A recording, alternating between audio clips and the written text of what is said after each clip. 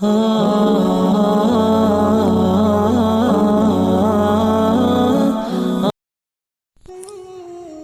Be مریم کی شادی نہیں ہوئی، پھر بھی ایک کامیاب خاتون تھی۔ اماں خدیجہ کے بیٹے نہیں تھے، پھر بھی رب نے ان کو سلام کہلوائے۔ اماں عائشہ کی اولاد نہیں تھی، پھر بھی ساری عمر اس غم میں نہیں کھپائی، بلکہ کم عمری میں بیوگی کے باوجود بامقصد اور پروقار زندگی گزاری۔ حضرت آسیہ کو اچھا شوہر نہیں ملا، پھر بھی آخر دم تک حق کے راستے پر ڈٹی رہیں۔ اپنی زندگی کی محرومیوں کو اپنی کمزوری نہیں طاقت بنائیے۔ لوگ بھی تبھی آپ کی محرومیوں کو زبان کی نوک پر رکھ لیتے ہیں جب آپ اس بات پر خود بہت حساس ہوں۔ ہر حال میں رب کا شکر ادا کیجیے اور اپنی ذات کی نفی کرنے کے بجائے جو جیسا ہے اسے ویسا قبول کرنے کی صلاحیت پیدا کیجیے۔ جب تک زندہ ہیں زندگی کو بوجھ نہ بنائیے، زندگی کو مفید بنائیے اور اوروں کے لیے مفید بن جائیے۔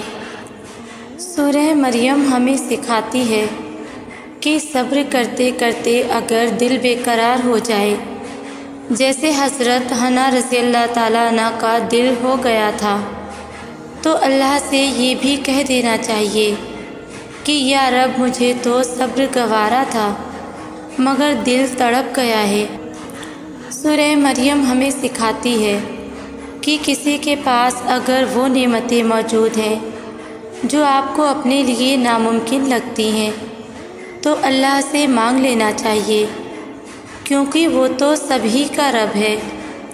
جیسے حضرت مریم رضی اللہ تعالیٰ عنہا کے حجرے میں بے موسمی پھل دیکھ کر زکریا علیہ السلام نے اپنے لیے بے موسم کی اولاد مانگ لی اور یہ نہیں سوچا کہ عمر بیت چکی ہے، کیونکہ وہ جانتے تھے کہ میرا رب کیا نہیں دے سکتا۔ سورہ مریم بتاتی ہے کہ دعائیں بھی زندگی بدل سکتی ہیں، جو بھی چاہیے ہو وہ بس مانگ لیا کرتے ہیں۔ تمہیں اللہ نے کب کہا ہے کہ سب نہیں مانگنا مجھ سے؟ تو جو چاہیے بہتر نہیں لگ رہا تو اللہ سے کہہ دو کہ بہتر کر کے مجھے عطا کر دیں۔ تم نہیں لیکن وہ ہر چیز پر قادر ہے، وہ سب کر سکتا ہے، اس کے لیے سب ممکن ہے۔ تمہارا رب ہے، جو جی چاہے اس سے مانگو، خود کو الجھاؤ مت۔ یاد رکھو وہ حالات پہ قادر ہے، تو خود ہی سوچنا مت شروع کر دو کہ مجھے شاید وہ شے مل نہیں سکتی۔ کبھی کبھی خیال آتا ہے اگر وہ اتنا رحیم نہ ہوتا تو مجھ جیسے کہاں جاتے، جو ایک پل میں مومن تو دوسرے پل میں منافق ہوں، اور یہ بات صرف وہی جانتا ہے، کسی کو پتہ بھی نہیں لگنے دیتا۔ نہ جانے کتنے دن، کتنے مہینے، کتنے ہی سال اس کی نافرمانیوں میں گزار کر صرف ایک بار اسے پکار لو تو وہ رب العزت کہتا ہے حاضر ہوں میرے بندے۔ سوچو بھلا ایسا بھی کوئی ہوتا ہے سوائے رب العزت کے؟ سچ میں اس کی محبت کمال ہے اور لازوال ہے۔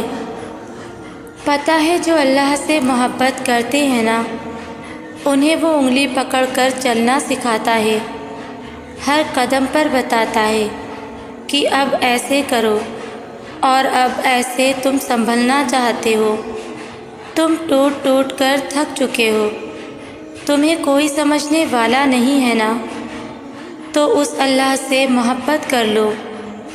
حقیقی معنوں میں محبت وہ اکیلے ہی تمہیں کافی ہو جائے گا، پھر تمہیں دنیا سے بے نیاز کر کے وہ صرف اپنا بنا لے گا۔ اپنی زندگی اللہ کے نام کر دیں، اپنے غم اس کے سپرد کر دیں، اپنی خواہشیں اس کی حدود میں مقید رکھیں، اپنی حسرتی اس کی رضا میں فنا کر دیں۔ اس کی خاطر محرومیوں پر صبر کا گھونٹ پی جائیں، اپنی تکالیف کو اس کی قدرت کے مرہم میں چھپا دے اور پھر انتظار کریں اس دن کا جس دن آپ کو ان سب امیدوں کا اجر دیا جائے گا۔ اور مت بھولیں، اللہ کے یہاں خالص روحیں کبھی ضائع نہیں کی جاتی۔ انسان جب اچھا سوچتا ہے تو اللہ خود ہی راستے بنا دیتا ہے اور مشکلیں آسان کر دیتا ہے۔ تمہارا اللہ جس چیز کو تمہارے قریب کر دے اس میں حکمت تلاش کرو، اور جس چیز کو تم سے دور کر دے اس پر صبر اختیار کرو۔ اللہ کے فیصلوں کو سمجھنا انسان کی عقل سے بالا تر ہے۔ چیزیں ہمیشہ ویسی نہیں ہوتی جیسی وہ نظر آتی ہیں۔ حضرت موسیٰ علیہ السلام سے اپنے بیٹے کو دریا میں پھینک دینے کو کہا گیا۔ حضرت یوسف علیہ السلام کو کنویں میں مرنے کے لیے چھوڑ دیا گیا۔ حضرت یونس علیہ السلام کو مچھلی نے نگل لیا۔ حضرت ابراہیم علیہ السلام کو آگ میں پھینک دیا گیا، مگر دیکھیے آخر میں چیزیں ان کے لیے کیسے بدل دی گئیں۔ اللہ نے ہمیشہ ہمارے لیے اچھا رکھا ہے۔ شروع میں شاید اچھا نہ ہو، یا شاید ہمیں اچھا ہی نہ لگ رہا ہو، مگر اختتام ہمیشہ ہماری توقعات سے بڑھ کے اچھا ہوتا ہے۔ اگر آج آپ کو بہت سی مشکلات کا سامنا کرنا پڑ رہا ہے تو یقین رکھیں اور آنے والے کل کی بہتری کے لیے دعا کریں اور پرعزم رہیں۔ معجزات تبھی رونما ہوتے ہیں جب آپ اللہ سے رہنمائی لیتے ہیں۔ تمام طاقت، تمام حکمت، تمام دانائی اسی ایک کے لیے ہے، صرف اللہ پر توکل کر لیں۔ توکل وہ راستہ ہے جس کے ذریعے آگ ٹھنڈی کر دی جاتی ہے، جو ایڑیوں سے زمزم نکلوا دیتا ہے، جو دریا میں راستہ بنوا دیتا ہے، جو یوسف علیہ السلام کو یعقوب علیہ السلام سے ملوا دیتا ہے، جو شدید طوفان میں کشتی نوح پار لگا دیتا ہے۔ تو پھر کیا تم اپنے رب پر توکل نہیں کرو گے، جو ناممکن کو ممکن کرنے کی قدرت رکھتا ہے؟ پھر تمہارا مایوس ہونا تو بنتا ہی نہیں، جو چونٹیوں کی گئی سرگوشی کو بھی سنتا ہے۔ تو تمہیں لگتا ہے وہ تمہاری آہ پکار کو نظر انداز کر سکتا ہے؟ وہ سسکی جو زبان سے نکل کر بھی کان تک پہنچ نہیں پاتی، وہ بھی اس تک پہنچ جاتی ہے۔ بعض اوقات ہم اپنے اللہ سے ضد کر بیٹھتے ہیں، کسی ایسی چیز کے پیچھے بھاگنے لگتے ہیں جو ہمارے حق میں بہتر نہیں ہوتی، لیکن ہم اپنا پورا زور لگا دیتے ہیں، اسے دعاؤں کا حصہ بنا لیتے ہیں، تہجد میں مانگنے لگتے ہیں، لیکن اللہ جانتا ہے کہ وہ ہمارے حق میں اچھی نہیں ہے۔